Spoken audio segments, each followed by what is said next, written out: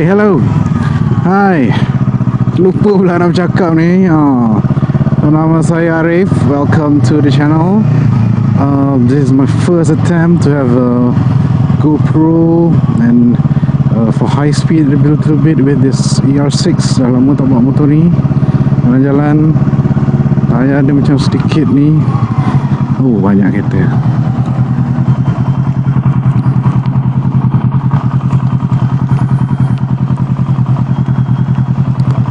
So, biasalah. Lampu ni tak biasa.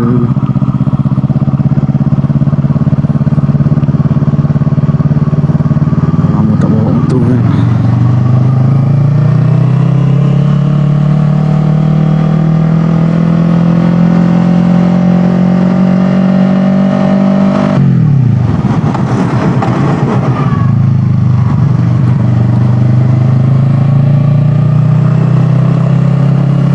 Okay, apa nak cakap ni kan? Okay lah, aku cerita pasal ER6 ni lagi lah kan. ER6 ni memang banyak berjasa kat aku. First time, tak boleh, kena fokus je.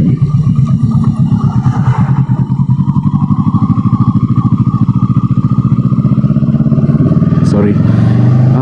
Okay, maybe a background of myself lah kan. Siapa aku sebenarnya?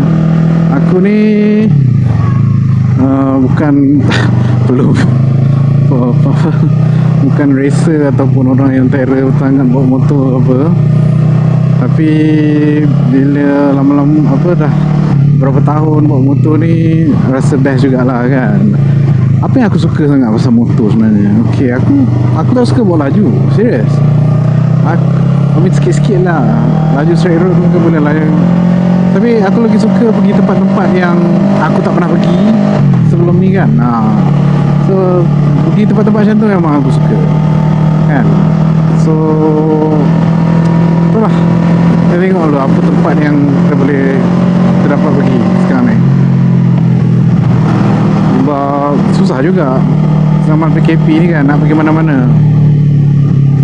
Dia dah dapat bunyi sampai 100 ni cukup lah kot. Payahlah lebih-lebih sangat kan. Kita nak test-test je.